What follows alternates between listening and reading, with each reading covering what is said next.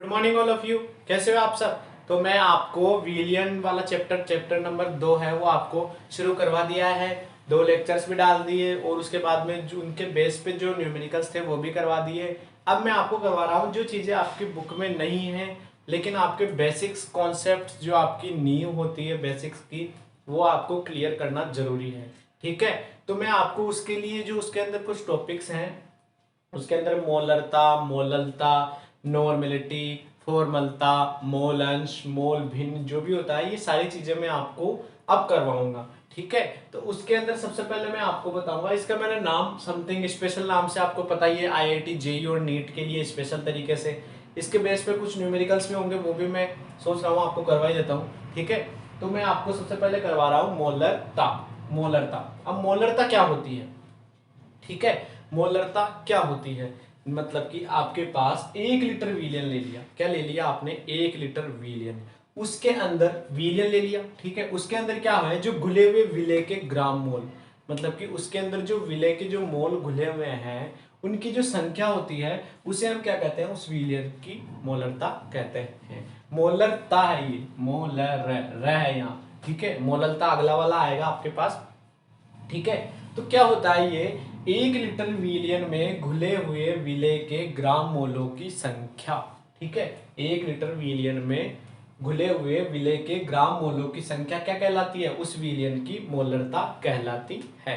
ठीक है। अब मोलरता का अगर आप सूत्र देखें, मोलरता इसको किससे लिखते हैं, कैपिटल एम से लिखते हैं। ठीक है। इसका सूत्र क्या होगा आपके पास, विलेय के ग्राम मोल, विलेय के मोलों की संख्या, मोलों की संख्या अपॉन क्या है, विलियन, लीटर है ना तो विलियन का आयतन, विलियन का आयतन। ठीक है। किसमें, लीटर में, LITER, लीटर में। ठीक है। अगर आप इसको ml में ले रहे हो तो आपको 1000 से गुना करना पड़ेगा, सीधी सी बात है। ठीक है। और गुणा में 100 तो होता ही है। ठीक है। तो मतलब कि विलय की संख्या और ये क्या हो गया, विलियन का आयतन लीटर में। मतलब कि आपको अगर एमएल में कर रहे हो, अगर इसको आप एमएल लोगे तो आपको यहाँ 1000 से गुना करना पड़ेगा। ठीक है। 100% के लिए निकालते हैं, अगर परसेंटेज मोलरता बोले तो उसके लिए। ठीक है। तो यहाँ क्या हो गया, विलय के मोलों की संख्या और विलियन का आयतन लीटर में। आपने बोला होगा सर विलय का द्रव्यमान भी सुन लिया हमने, विलय का आयतन भी सुन लिया, विलय का घनत्व भी सुन लिया, लेकिन ये विलय के मोलों की संख्या क्या चीज आ गई अब। ठीक है। तो मोलों की संख्या क्या होती है, विलय के मोलों की संख्या, मोलों की संख्या। अब मोलों की संख्या क्या होती है, उस मोलों की संख्या बराबर विलय के मोलों की संख्या का सूत्र क्या होता है, विलय का भार। जो भी आपको भार दिया हो ग्राम में, ठीक है, मान लो आपको कि 10 ग्राम दे दिया, 20 ग्राम दे दिया या फिर 1 किलो दे दिया, कितना भी दे दिया, वो विलय का भार। ठीक है। बटा विलय का अणुभार, विलय का अणुभार, अणुभार। ठीक है। विलय का अणुभार क्या होता है, जैसे कि आप NaCl का निकालते हो, NaCl का तो Na का सोडियम 11 पे आता है तो कितना हो गया, 23। अणुभार उसका जो ऊपर लिखी हुई होती है ना परमाणु द्रव्यमान, उसको बोलते हैं। ठीक है। और NaCl ले लिया, Cl का कितना होता है, 17 नंबर पे आता है लेकिन उसका 35 होता है तो 35.5, फिर दोनों को जोड़ दो तो वो क्या हो जाएगा, विलय का अणुभार हो जाएगा। तो विलय के मोलों की संख्या क्या हो गई, विलय का भार बटा विलय का अणुभार। तो टोटल सूत्र आपके पास क्या हो जाएगा, आप इसके अंदर विलय के ये वाला रख दीजिए। ठीक है। मोलरता m बराबर क्या हो जाएगी, विलय का भार, विलय का भार बटा विलय का अणुभार, विलय का अणुभार। अणुभार आपको समझ में आया ना क्या होता है, जैसे NaCl है तो 11 का 23 होता है, उसमें आपको जो वो टेबल होती है उसके अंदर लिखा हुआ होता है सबका। ठीक है। और जो क्लोरीन है उसका 35 17 होता है तो वो डबल होके 35 के आसपास हो जाता है। ठीक है। विलय का अणुभार गुणा कितना हो जाएगा, 1 बटा विलियन का आयतन। ठीक है। इसकी वैल्यू आपने रख दी है वाली, अब ये तो बचा विलियन का आयतन। ठीक है। ठीक है। ये किसमें, लीटर में।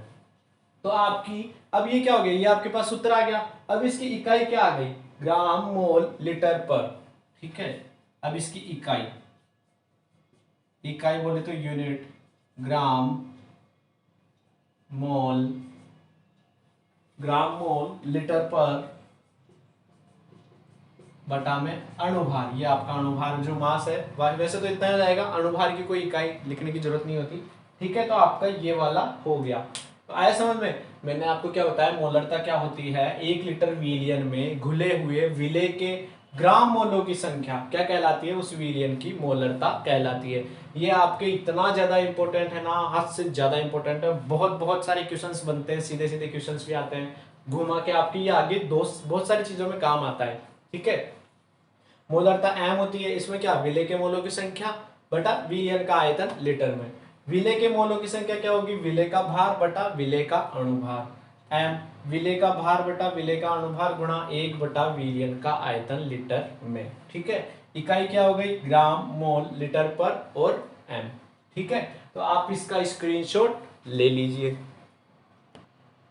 ठीक है, तो आपने उसका स्क्रीनशॉट ले लिया था। अब इसके अंदर ही कुछ चीजें आती है जिसके बेस पे आपके क्वेश्चंस बनते हैं। ठीक है, आईआईटी जेई या नीट के अंदर आप जब करते हो तो उनमें बहुत सारे क्वेश्चंस ऐसे होते हैं जो मोलरता पे आते हैं, डायरेक्टली नहीं पूछते। आपको मोलरता पहले निकालनी पड़ेगी, फिर उसके बाद में आपको किसी और चीज का, जैसे आपको दो दो दे दिया, दो विलेय दे दिए और विलियन में मिला दिया।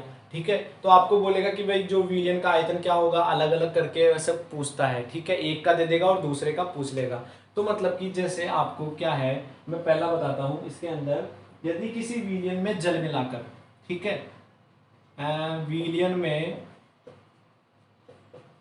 जल मिलाकर तनु किया जाता है। क्या किया जाता है, तनु करते हैं। ठीक है, जब किसी आप विलियन में जल मिला दिया, उससे क्या हो जाएगा, जल मिलाते ही वो क्या होता है, उसको न्यूट्रलाइज कर देता है, मतलब कि उदासीन कर देता है। तो वो क्या करते हैं, उसको तनु करने में काम आता है हमारा जो जल होता है। ठीक है, आप जल बाहर निकालोगे तो वो सांद्रित होता जाता है। ठीक है, मैंने आपको पहले बता चुका, तनु विलियन और सांद्रित विलियन। विलियन में जल मिलाकर क्या करते हैं, तनु करते हैं। तो उससे जो हमारी जो मोलरता प्राप्त होती है, उसको हम किस प्रकार निकालते हैं, M1V1 बराबर M2V2। ठीक है, M1V1 बराबर M2V2। तो इसके अंदर क्या क्या है आपके, M1 की वैल्यू क्या है, M1 है आपकी प्रारंभिक मोलरता।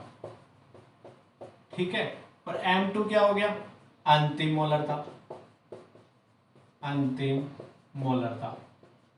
ठीक है, V1 क्या हो गया, प्रारंभिक वोल्ट आयतन, प्रारंभिक आयतन।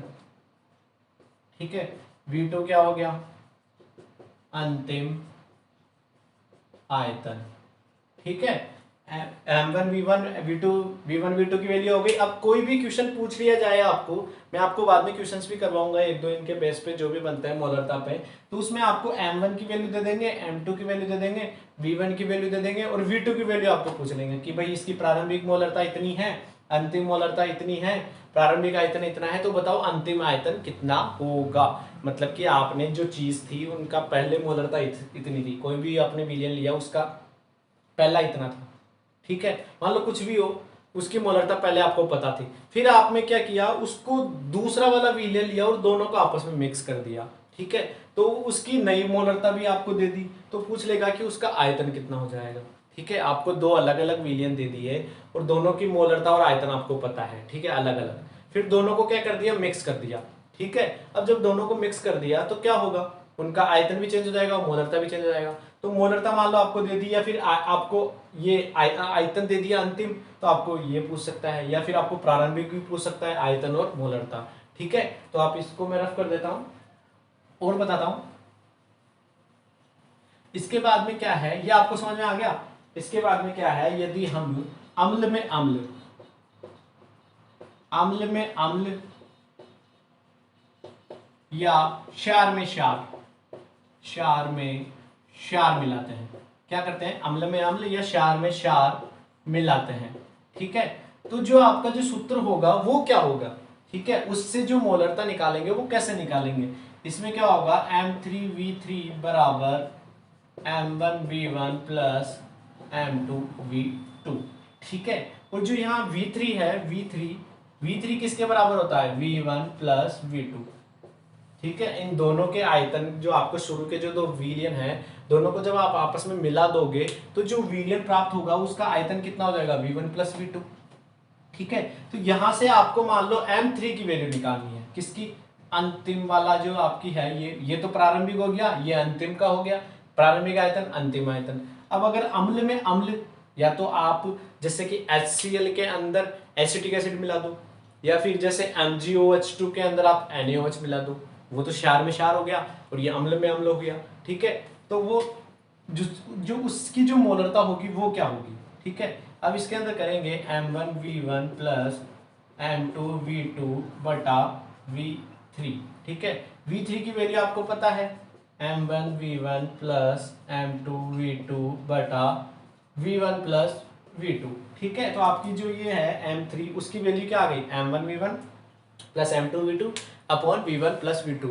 अगर आपको कोई भी क्वेश्चन दे दिया कि HCl का आयतन, प्रारंभिक आयतन इतना है, इतना V1 है, ठीक है, कुछ भी वैल्यू दे सकता है, 100 ml है, और उसकी प्रारंभिक मोलरता इतनी है, ठीक है।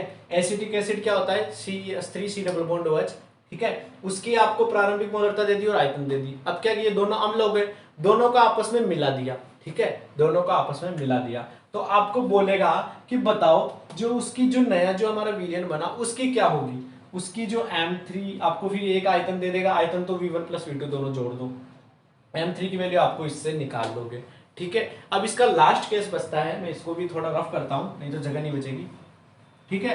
आपको इतना समझ में आ रहा है मैं जो जो करवा रहा हूं, या आपकी क्वेश्चंस जब आप देखोगे ना तब आपको बिल्कुल अच्छे से समझ में आ जाएगा कि मैंने क्या करवाया है यहाँ, ठीक है। तो मैं आपको बताता हूँ। अब अगला, पहला केस हो गया भाई विलियन में अपन तनु करते हैं, तो ठीक है, एक विलियन में दूसरा विलियन मिला दिया। दूसरा है अम्ल में अम्ल या क्षार में क्षार, ठीक है। अब तीसरा क्या है आपका एग्जाम्पल, अम्ल में क्षार मिलाने पर, ठीक है, या फिर क्षार में अम्ल, दोनों एक चीज है, में मिलाने पर मतलब कि आपके पास HCl जो अम्ल है, HCl, उसके अंदर आप क्या मिला रहे हो, NaOH क्या होता है, क्षार होता है, ठीक है। वो दोनों आपस में मिलाओगे तो बताओ क्या होगा, उसमें क्या होगा, कोई बात नहीं है, अभी बताते हैं। M3V3 बराबर क्या आएगा, M1V1 माइनस M2V2, बस यहाँ माइनस आ जाता है। अब ये चीजें डेरिवेशन होती है पूरी, है उससे निकालते हैं, लेकिन आपके IIT JEE और नीट में इतना टाइम नहीं होता कि आपको पहले पूरा डेरिवेशन सोल्व करो, सीधा आपको ये याद होना चाहिए, ये और ये, ठीक है। क्वेश्चन आया भाई अम्ल में क्षार HCl में का उसका प्रारंभिक आयतन इतना है, प्रारंभिक मोलरता इतनी है, और NaOH की प्रारंभिक आयतन और मोलरता इतनी है, तो बताओ दोनों को आपस में जब मिला दिया तो बताओ जो नया जो विलियन जो आपका लवण जो बना, अम्ल और क्षार को मिलाने पर तो लवण ही बनता है, जो आपका लवण बना उसका अगर आपको मोलरता दे दी तो आपको आयतन पूछ सकता है कि बताओ आयतन कितना होगा। आयतन तो वैसे आप सीधा भी जोड़ भी सकते हो, आपको मोलरता पूछ सकता है।